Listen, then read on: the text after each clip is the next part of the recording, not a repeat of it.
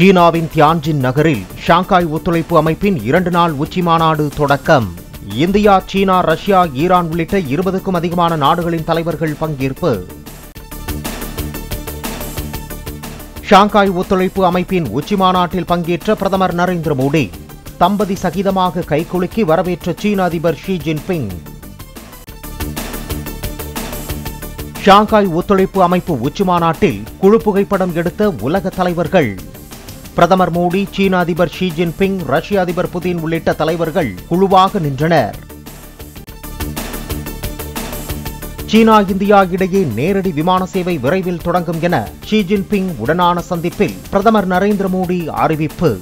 எல்லை மேலாண்மை தொடர்பான ஒப்பந்தத்தால் பதற்றம் தணிந்து கைலாஷ் மானசரோவர் யாத்திரை மீண்டும் தொடங்கியிருப்பதாகவும் பேச்சு. ஜெர்மனியில் உலகளாவிய முதலீட்டாளர்களுடன் முதலமைச்சர் மு க ஸ்டாலின் இன்று சந்திப்பு. முதலீட்டு அறிவிப்புகள் வெளியாவதுடன் புரிந்துணர்வு ஒப்பந்தங்களும் கையெழுத்தாகும் என எதிர்பார்ப்பு. கோவை, திருப்பூரில் பாதிக்கப்பட்ட பின்னலாடை தொழில்களுக்கு ஊக்கமளிக்காமல் மத்திய அரசிடம் திமுக கையேந்துகிறது. அமெரிக்க வரி விதிப்பால் பாதிக்கப்பட்டவர்களை பாதுகாக்குமாறு வெறுமனே பிரதமருக்கு கடிதம் எழுதிவிட்டு திமுக அரசு நீலி கண்ணீர் வடிப்பதாகவும் இபிஎஸ் கண்டனம். அமெரிக்காவின் 50% வரி விதிப்பால் தமிழக ஏற்றுமதியாளர்கள் மிக கடுமையாக பாதிக்கப்பட்டுள்ளதாக தாவேக தலைவர் விஜய் அறிக்கை. பொருளாதார பாதிப்புகளிலிருந்து மீள்வதற்கான நடவடிக்கைகளை போர்க்கால அடிப்படையில் மேற்கொள்ள மத்திய மாநில அரசுகளுக்கு வலியுறுத்தல். தமிழ்நாட்டு காவல்துறையின் சட்டம் ஒழுங்கு பொறுப்பு டிஜிபியாக நியமிக்கப்பட்ட ஜி வெங்கட்ராமன் பதவியேற்றார். டிஜிபியாக இருந்த சங்கர் ஜிவால் பணி ஓய்வு பெற்றதைத் தொடர்ந்து பொறுப்பினை ஏற்றார்.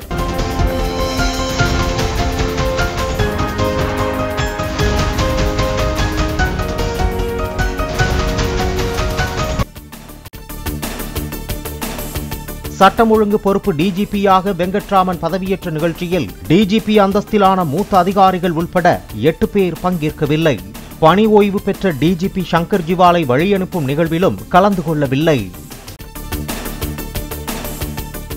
தமிழகத்தில் சட்டம் ஒழுங்கு டிஜிபி நியமனத்தில் 6 மூத்த அதிகாரிகள் புறக்கணிக்கப்பட்டுள்ளதாக அண்ணாமலை குற்றச்சாட்டு. அரசியலை காவல்துறையில் கலப்பது திமுக தான் என்றும் விமர்சனம்.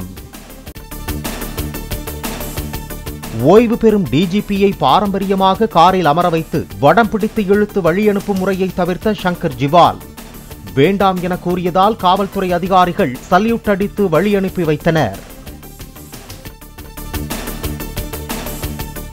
பாமக ஒழுங்கு நடவடிக்கை குழு கூட்டம் ராமதாஸ் தலைமையில் இன்று நடக்கிறது.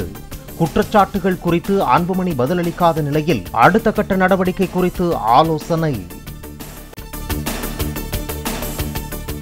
தமிழ்நாட்டில் விக்கிரவாண்டி, உளுந்தூர்பேட்டை, செங்குறிச்சி உள்ளிட்ட சுங்கச்சாவடிகளில் கட்டணங்கள் உயர்வு. மதுரை, எலியார்பத்தி, கடலூர், திருமாந்துறை, தூத்துக்குடி, புதூர், பாண்டியாபுரம் சுங்கச்சாவடிகளிலும் கட்டண உயர்வு அமலுக்கு வந்தது.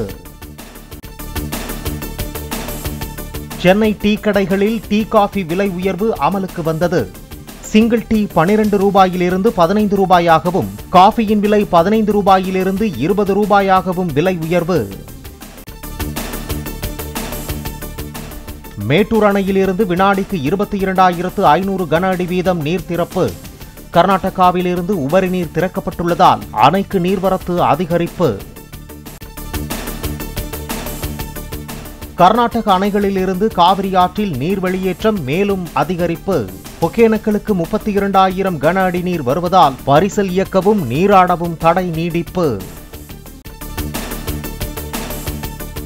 நீலகிரி மற்றும் கோயம்புத்தூர் மாவட்டங்களில் ஓரிரு இடங்களில் அடுத்த 24 மணி நேரத்தில் கனமழை பெய்ய வாய்ப்பு. வானிலை ஆய்வு மையம் அறிவிப்பு. மேற்கு திசை காற்றின் வேக மாறுபாடு காரணமாக தமிழ்நாட்டில் ஓரிரு இடங்களில் அடுத்த 6 நாட்களுக்கு மழைக்கு வாய்ப்பு. இடிமின்னலுடன் கூடிய பலத்த காற்று மணிக்கு 30 முதல் 40 கிலோமீட்டர் வேகத்தில் வீசக்கூடும் என்றும் வானிலை மையம் தகவல். சென்னை பெருநகர் மற்றும் புறநகரின் ஒரு சில பகுதிகளில் அடுத்த 48 மணி நேரத்திற்கு மிதமான மழை பெய்ய வாய்ப்பு. அதிகபட்ச வெப்பநிலை 95 டிகிரி ஃபாரன்ஹீட் பதிவாக கூடும் என வானிலை மையம் கணிப்பு. தமிழ்நாட்டில் ஓரிரு இடங்களில் பகல் நேர அதிகபட்ச வெப்பநிலை இயல்பை விட 2 முதல் 3 டிகிரி செல்சியஸ் அதிகரிக்கக்கூடும். வெப்பநிலை படிப்படியாக உயரக்கூடும் என வானிலை மையம் எச்சரிக்கை. செப்டம்பர் மாதம் இயல்பை விட அதிக மழைப்பொழிவு இருக்கக்கூடும் என இந்திய வானிலை ஆய்வு மையம் தகவல். ஜம்மு காஷ்மீர், உத்தரகாண்ட், இமாச்சல பிரதேசம் உள்ளிட்ட மாநிலங்களில் திடீர் வெள்ளம், நிலச்சரிவு ஏற்பட வாய்ப்புள்ளதாக எச்சரிக்கை.